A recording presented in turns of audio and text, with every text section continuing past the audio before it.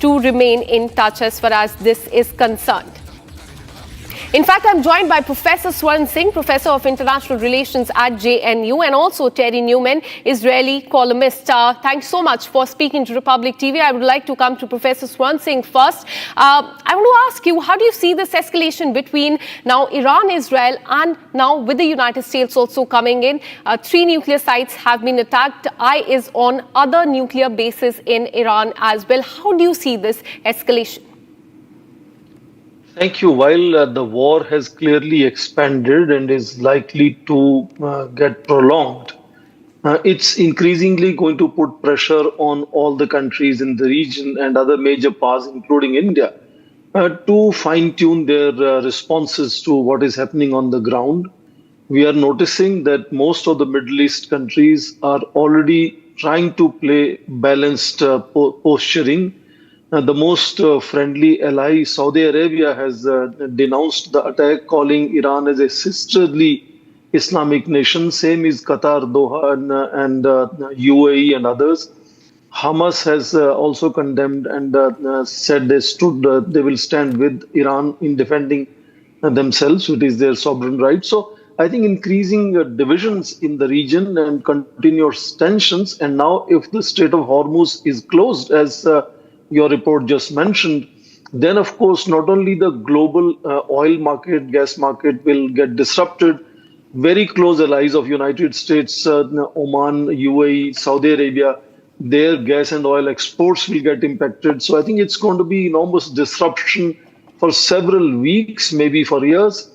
And at the bottom of it, we don't know what happened on the ground because different estimates are coming. Iran is saying not much damage is done. In fact, Medvedev, the former president of Russia, currently deputy chair of Russia's National Security Council, has also said not much damage is done and Iran will be back to producing nuclear weapons earlier than later. So very confusing assessments of what has happened on the ground. The only clear thing is bigger chaos, disruption, and I think possibilities of that continuing for a longer period of time. Absolutely. A lot of worrying visuals have come to the fore in the last few days, especially today, of buildings there being hit.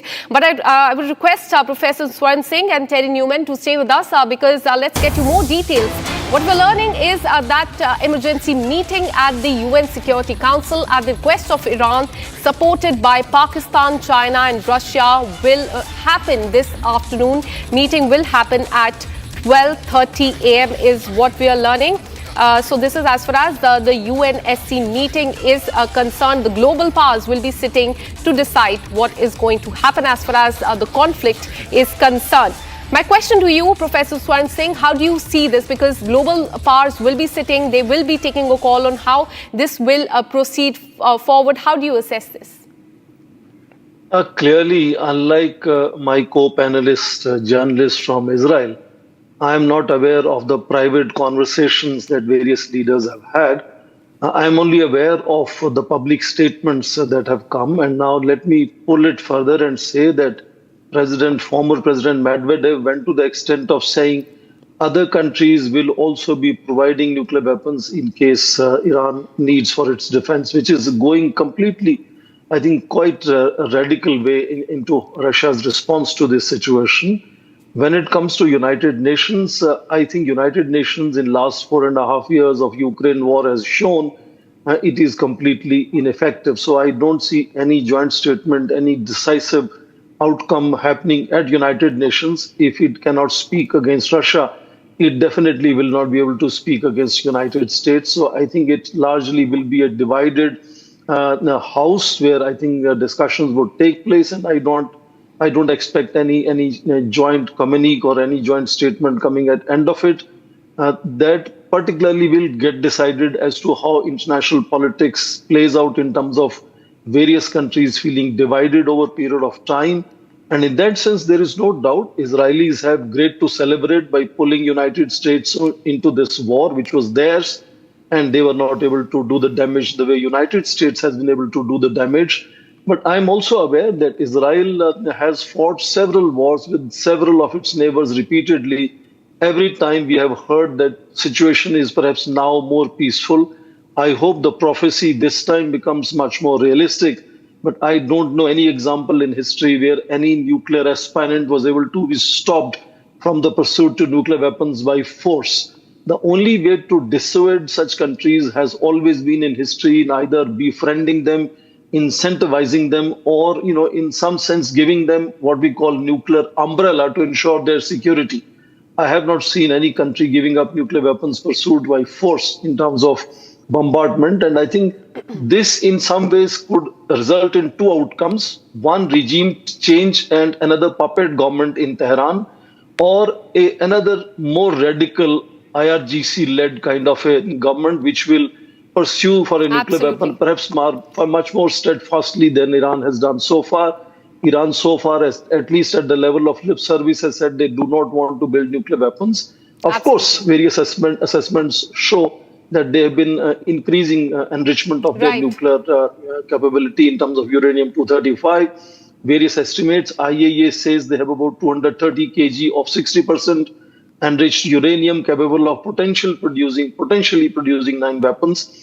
Yeah, Israel recently said that they are capable of Absolutely, and that making remains the key focus as far as the United States is concerned. To want Professor Swaran Singh and Terry Newman, who continue to be live with us on this broadcast. Coming to you, Professor Swaran Singh, we just heard the statement that has come from the U.S. State Secretary. He has spoken about the attack as far as Iran is concerned and U.S.'s involvement. Now, how do you say U.S. now coming into fray? And in fact, the warning that has also been given by Iran that there will be retaliation. So do you think that US should be worried about as far as its assets in that region are concerned? There is no doubt that United States is the most powerful military on planet Earth. In the region, Israel is most powerful militarily, but that doesn't rule out that Iran will not retaliate. Iran has repeatedly mentioned that they will accept any possibility of negotiations, but only after retaliation, and not by just in the sense of surrendering to the diktat of the other side, which any sovereign nation perhaps would do. What Iran can do in retaliation is not much. Again, it will try to use its drones and missiles, which already have undermined the prestige of Iron Dome of Israel, and it has landed several missiles in various cities in Israel. But more than that, we keep talking about Iran's proxies in Lebanon, in Palestine, in Yemen, in Iraq, and other places. And there are dozens of US bases and 40,000 plus personnel from United States in the region. So those proxies perhaps could be activated. Plus, as you mentioned, the Strait of Hormuz is also being closed, which will have an enormous economic disruption again. So Iran definitely, whatever it can, will do. And I suppose it is not going to jump immediately to accept negotiations very quickly. That might take a certain amount of time. And in case, as both Netanyahu and Trump have repeatedly said, they want to see regime change, and they think the only way they can get rid of nuclear program of Iran is by doing a regime change. In history, this will be fourth or fifth regime, foreign-sponsored regime change in Iran, starting from 907 Anglo-Russian Treaty in St. Petersburg onwards. So I hope things will get better. But as far as using force to ask any country or convince any country not to pursue nuclear program, I think Iraq is again an interesting example. That was the first instance of Osirak reactor being hit and destroyed by Israel. But 22 years later, then the whole Western world was again launching war on Iran in the name of nuclear weapons that Iraq was developing at that time. Absolutely. So I'm not aware whether any war was launched on South Africa to ask it to give up its nuclear weapon. That had much more to do with change in the regime from Europeans to the black people taking over power. So history is full of interesting examples. I don't see any easy answers happening very quickly. I think this is going to be prolonged and expanded, which is not good for the region. Absolutely. It remains to be seen how it pans out.